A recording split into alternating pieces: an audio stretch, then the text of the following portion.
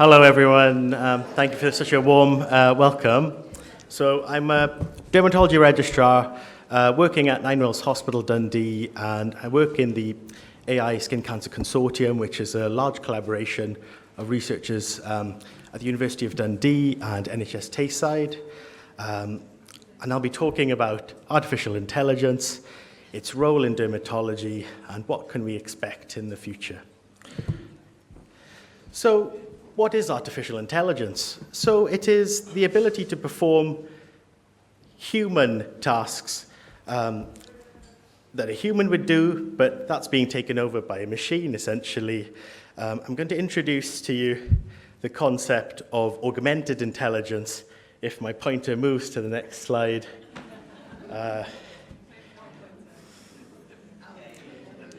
Which essentially is using those same machines to enhance the human worker. You have the best of both worlds, labor-intensive tasks that AI could take over, could be incorporated or integrated rather with the specialist skills and knowledge that a dermatologist would have, and you're making the most out of the existing services you have available.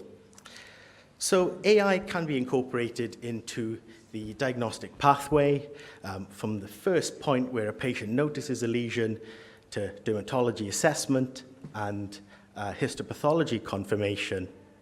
Now, as you know, some of you might have used some of these at the tip of your finger. We have software and smartphone applications that claim to diagnose melanoma or benign moles or nevi at the click of a button. Obviously, these aren't fully validated, and the various false positive, false negative rates, so should be used with caution at this present time.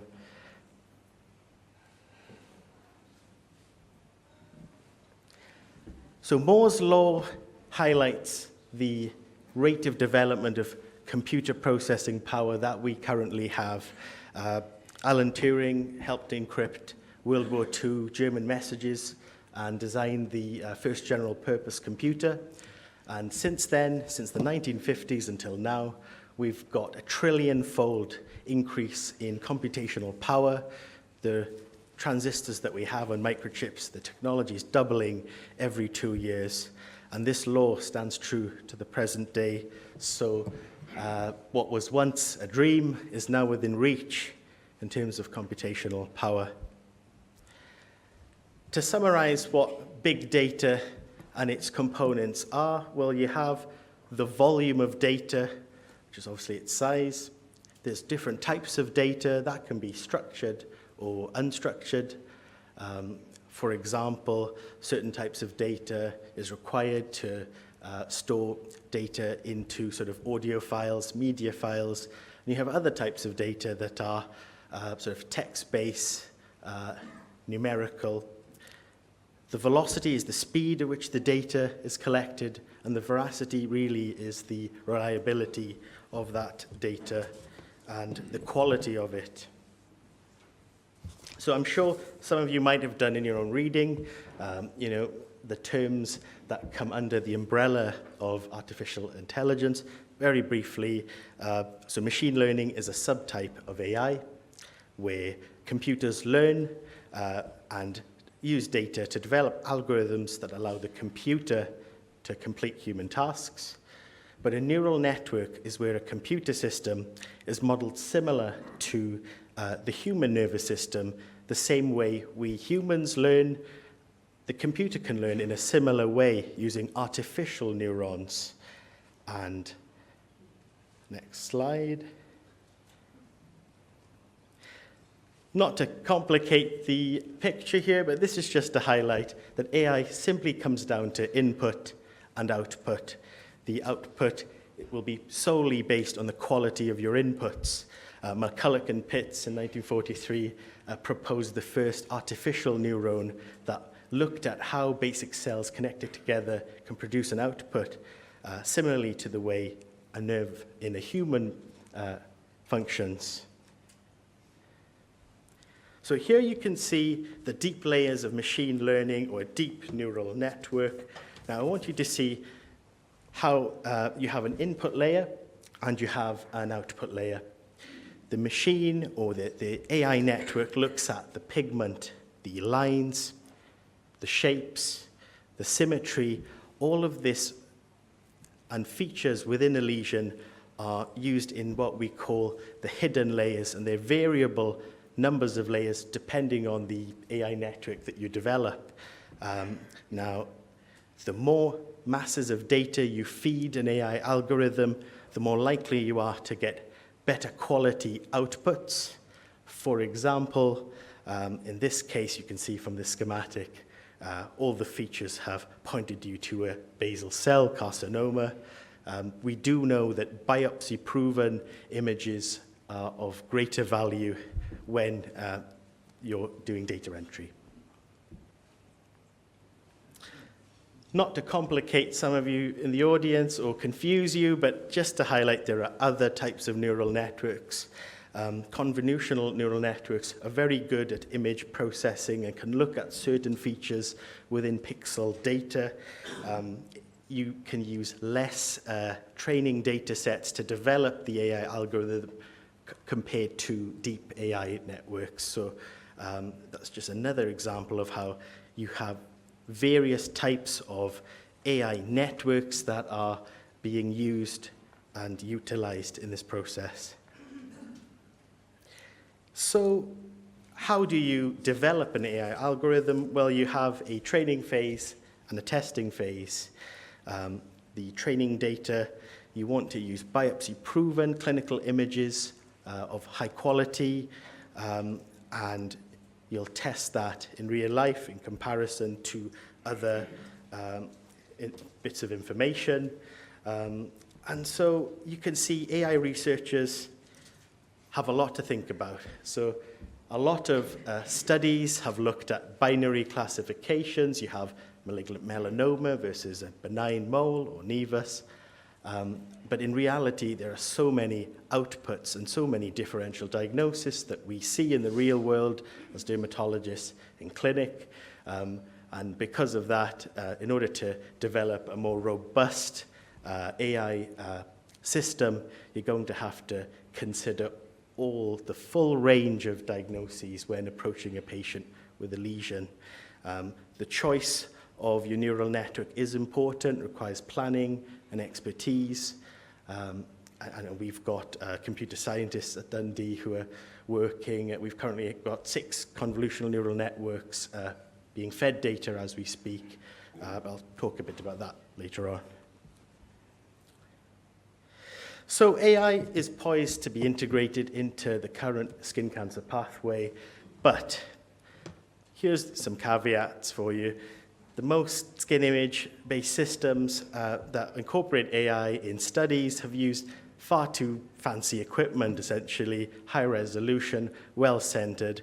It's a bit too perfect. In the real world, your GP is taking images on a standard smartphone or similar device, sending that through to the dermatologist. We're assessing the patient and giving our clinical opinion. So we need real-world data sets representative of the everyday dermatology workload in order to fully integrate AI into current skin cancer services. So as mentioned already, there's an unmet clinical need to really integrate real-world clinical images into existing systems, and it has to be representative of what we see day to day in dermatology.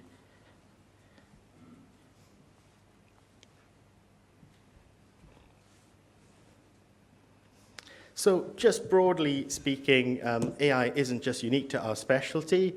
There are various other specialties much more advanced in the development than us in dermatology. You've got your radiologists who are looking at AI tools in breast cancer screening. We have neighboring trusts where we work that have text-based triage for endoscopy referrals. Keywords such as bleeding are honed in and patients are booked straight in for endoscopy. So we are constantly learning. We're cautiously optimistic about the process, but we know there are lots of steps, challenges, that need to be overcome before this is safely introduced in the future. And dermatology is far behind compared to other specialties. I would highlight there was a landmark paper in Nature in 2017 by Steve et al. In America, where they basically found they fed an AI system about 130,000 images. The system looked at whether these were compatible with malignant melanoma versus a benign mole. They also looked at seborrheic keratoses versus squamous cell carcinomas, so binary classification. And they found that the AI was comparable to at least 14 board-certified American dermatologists, if not superior over time if quality images were given. Of course, to take that further, in dermatology, it's not a binary situation. There's so many other differential diagnoses we've got to consider. Your standard sort of software or smartphone application that uses or claims to say whether a lesion is benign or malignant should be used with caution, therefore, and I'm sure you're already aware of that. So briefly talking about the AI Skin Cancer Consortium at the University of Dundee and NHS Tayside. So Professor Fleming, our colleagues and dermatologists, computer scientists, engineers, we are triaging as we speak, and the algorithms are being fed masses of data that's community captured. We're trying to standardize the image pipeline in artificial intelligence. We know there's a lot of work to do, but we're working on that. Of course, there's clinical governance. There's lots of issues around how the data is collected, extracted, anonymized, and that's part of the process. So just here's an example of all the types of challenges we encounter and consider throughout the process. Definitely, logistically, this isn't one person or a small team. This is a large collaboration, as mentioned. We need our computer scientists, engineers, clinical photographers. They're absolutely important and needed to develop a robust AI algorithm, as well as your dermatologists leading the clinical aspect and research aspects. So lastly, I'd like to just highlight, these are sorts of questions that we ask when we're planning research and looking at our current sort of data. You can see, was the algorithm appropriately designed to address clinical need? Will it fit in with existing skin cancer pathways? Is it robust enough? How were the data sets actually captured? What device? Where? When? Have we standardized the procedure?